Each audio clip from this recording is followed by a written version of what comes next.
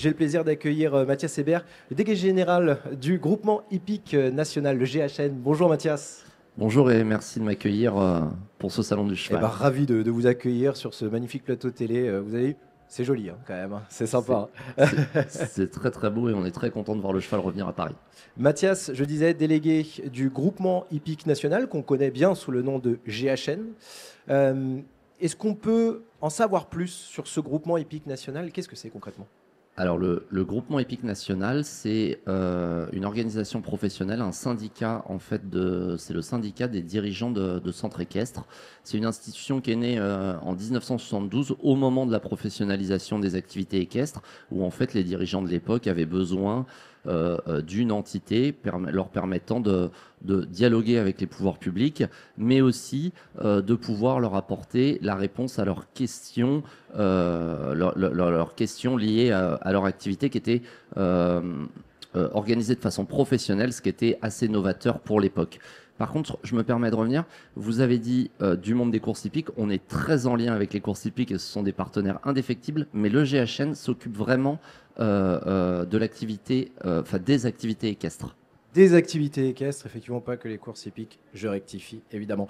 Alors concrètement, donc merci pour cette présentation du GHN. Quelles sont vos missions concrètement? Alors, la mission première du GHN, c'est vraiment la défense syndicale. C'est-à-dire qu'on est la courroie de transmission, en fait, entre les différents organismes d'État, le gouvernement, les députés, les parlementaires, en fait, les différents lieux de pouvoir où se décident les sujets réglementaires, voilà, tout type de sujet réglementaire. Et l'enjeu majeur du GHN, c'est de pouvoir porter la voix des dirigeants dans ces endroits-là, de manière à défendre les intérêts de l'entreprise équestre au sens large. Mais de façon complémentaire, on apporte aussi un service juridique aux dirigeants qui sont adhérents chez nous, c'est-à-dire que chaque dirigeant, pour toute tracasserie juridique du quotidien, peut appeler les services du GHN et là on a une équipe de juristes pour leur répondre. Et dernier point, on a développé aussi un certain nombre de services et le GHN au quotidien, c'est 2500 bulletins de paye, 2500 bulletins de paye réalisés mensuellement, environ 200 comptabilités qui sont suivies et puis différents services de syndicalisme économique en partenariat avec de nombreux acteurs qui sont présents ici aujourd'hui. Vous parliez des acteurs de la filière cheval que vous accompagnez. Quels sont-ils ces acteurs? C'est des centres équestres pour la plupart? Alors, nous, on va avoir des adhérents qui sont à 99% constitués de centres équestres. Centres équestres qui sont qui sont aujourd'hui des entreprises privées et qui donc font appel au service du GHN pour eh bien, les accompagner dans la conduite de leur entreprise équestre et puis également les accompagner sur tout le volet social de l'entreprise. C'est vraiment une spécialité du GHN puisqu'on est on est doté de la représentativité, c'est-à-dire que le ministère du Travail a désigné le GHN comme représentatif des activités équestres et en ce sens-là, on participe avec les organisations de salariés, donc toutes les organisations syndicales bien connues, à la rédaction et à la modification régulière de la convention collective de manière à ce que cette convention collective, elle corresponde aux besoins des entreprises et qu'elle soit aussi favorable pour les salariés. Si on en vient un petit peu plus précisément à votre mode de fonctionnement, comment ça fonctionne une fois qu'on adhère au GHN? Alors, on est une association de loi 1901, donc la première des choses, c'est d'adhérer au GHN. C'est particulièrement important parce que la représentativité dont on parlait précédemment du GHN, elle est notamment évaluée au nombre de personnes qu'on représente et donc il y a cette démarche d'adhésion. Donc à partir du moment où les gens adhèrent chez nous, ils bénéficient d'un certain nombre de services. On a plusieurs vitesses d'adhésion. Le projet politique du GHN, c'est vraiment d'être accessible à tout le monde et donc on a un premier niveau d'adhésion vraiment très très accessible économiquement de manière à pouvoir donner l'accès à je dirais, le vadémécum du juridique équestre. Et ça, en fait, une fois que les gens ont adhéré chez nous, ils y ont accès principalement sur notre site internet, qui est aujourd'hui un moyen de communication privilégié, mais également au travers d'informations qui sont, enfin, je dirais, ce qu'il ne faut pas manquer, Oui. qui est compilé au travers de newsletters adressés tous les 15 jours. D'accord, ok, très bien. Donc effectivement, j'allais revenir sur les raisons pourquoi adhérer, mais vous avez commencé déjà à l'expliquer. Je pense qu'on pourrait résumer ça par accompagnement, véritablement. C'est vraiment le mot. Ouais, c'est exactement ça. C'est vraiment une association qui s'est construite pour permettre aux dirigeants d'avoir une écoute et un accompagnement sur ce volet entrepreneurial qui voilà, est assez spécifique de nos activités. Et puis au-delà de pourquoi adhérer, également parce que le nombre d'adhérents du GHN, de par son nombre d'adhérents, le GHN tire sa légitimité dans les discussions qu'il a avec les pouvoirs publics. Et plus on va être nombreux et soudés, plus la voix des centres équestres va porter dans les grands dossiers régaliens qu'on a accompagnés. Oui, puisque je suppose que vous avez une connaissance des enjeux des différents centres équestres, de par aussi le retour d'expérience de vos membres actifs. C'est exactement ça. C'est-à-dire que donc, en tant qu'association loi 1901, on a une gouvernance qui est pilotée par des dirigeants de centres équestres.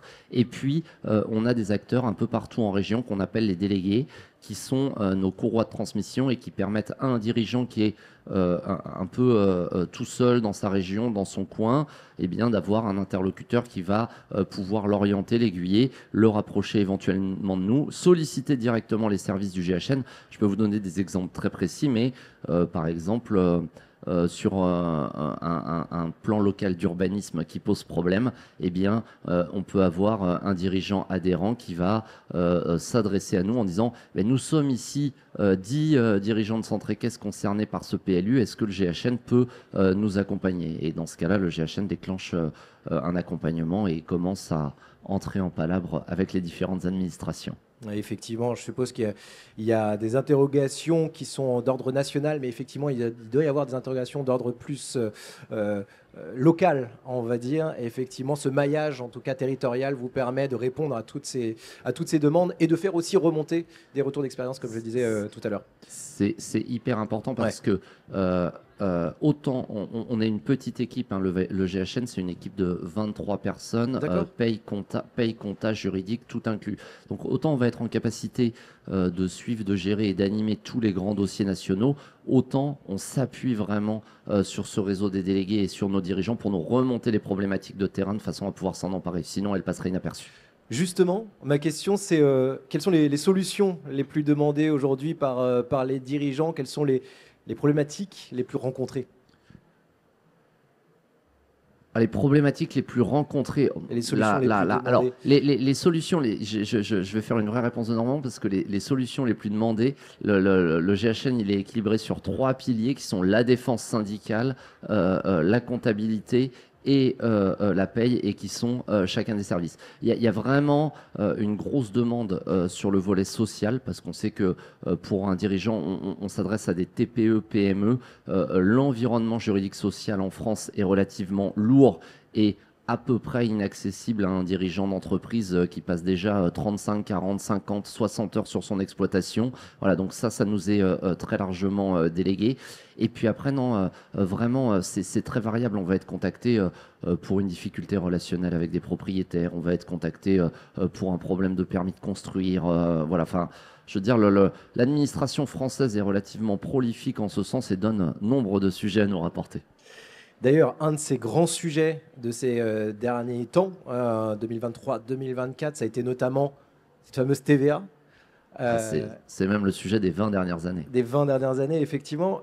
Qu'en est-il aujourd'hui? On sait que le contexte politique en 2024, la preuve en est il y a quelques jours, est un petit peu compliqué. Qu'en est-il aujourd'hui de ce sujet de la TVA? Alors, sur la TVA, on a obtenu en 2023, donc application 2024, un taux de TVA réduit pour les activités équestres, pour les prestations des établissements équestres qui permettent l'équitation. Donc, sur ce volet-là, on a englobé aujourd'hui la quasi-totalité des prestations des établissements équestres, Par contre, ce qui est vrai, c'est que voilà, tout le monde est bien au courant aujourd'hui. Le contexte économique national étant ce qu'il est, nos députés cherchaient des sources d'économie et certains d'entre eux se sont dit mais cette TVA à taux réduit est-elle bien légitime dans des temps où on recherche de l'argent? Voilà.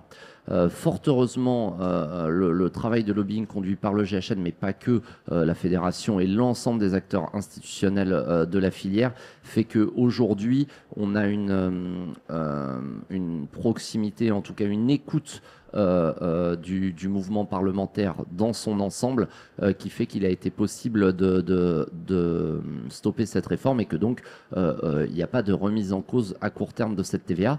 Mais c'est l'essence même d'une loi de finances. Elle redéfinit les critères budgétaires annuellement et donc on va être en veille. Il faut être en veille permanente et il faut régulièrement voilà, ressolliciter nos élus pour les maintenir à un niveau d'information suffisant qui leur donne envie de nous défendre au moment clé. Effectivement. Pour venir conclure, on va se projeter. Quels sont vos objectifs et vos enjeux pour les mois, l'année à venir?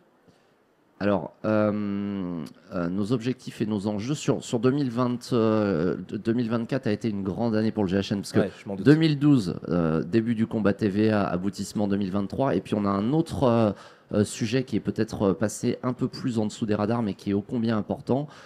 C'est le sujet de la convention collective et de la branche professionnelle. C'est un tout petit peu plus technique, mais par le passé, il existait une convention collective pour les personnels des activités hippiques au trot, une convention collective pour les personnels des activités hippiques au galop et une convention collective pour les activités équestres. Voilà, la législation imposait en fait que les branches atteignent un certain volume pour pouvoir perdurer, ce qui est hyper important pour nous parce que cette convention collective, c'est le nœud gordien de la relation de travail entre salariés et dirigeants. Et donc, il était important pour nous de trouver un moyen d'augmenter ce volume mécaniquement de manière à pouvoir conserver cette convention collective et cette législation autour de l'emploi en activité équestre.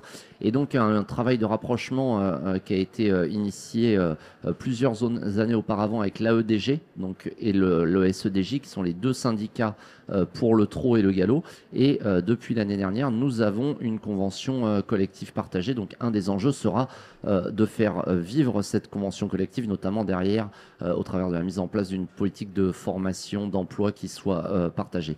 Ça, c'est le sujet. Et puis, on est ici au Salon du Cheval. Je pense que les organisateurs et nous, avec eux, ont dû trembler sur l'organisation du fait du volet sanitaire. Ça, c'est aussi un enjeu dont on sent qu'il va être de plus en plus prégnant au fur et à mesure des années. Voilà, le réchauffement climatique est une vérité qui s'impose à nous. Avec ce réchauffement climatique, il y a le développement de nouveaux enjeux sanitaires pour lesquels la filière aujourd'hui n'est pas complètement organisée à l'image d'autres filières, bovines, ovines, etc. Et donc il y a un vrai enjeu de travail avec le ministère de l'Agriculture sur ces enjeux sanitaires à l'avenir. Et puis le dernier enjeu peut-être...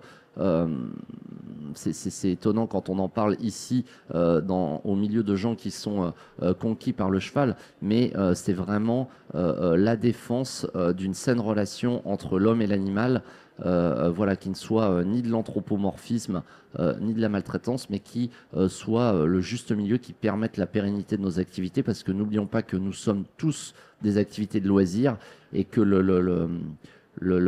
l'émerveillement qu'on va proposer au travers de nos activités au grand public sera la condition sine qua non de notre pérennité, bien au-delà de tous les enjeux sociaux, TVA, etc., techniques, quoi.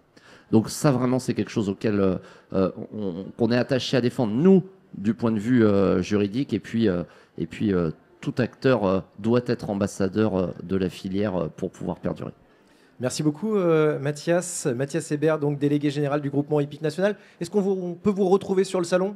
Alors on n'est pas ici sur le salon pour cette année, mais vous pourrez nous contacter dans nos bureaux à la Motte Beuvron, voilà. Et donc site internet également ghn.com.fr. Petite incongruité de notre adresse. Ça marche. Merci beaucoup Mathias Hébert, je rappelle délégué général du groupement hippique national. Merci d'avoir suivi cette interview. On se retrouve à 10h40 très exactement avec Roland Perrin de la clinique Equine des Brosses. A tout de suite pour la suite du live.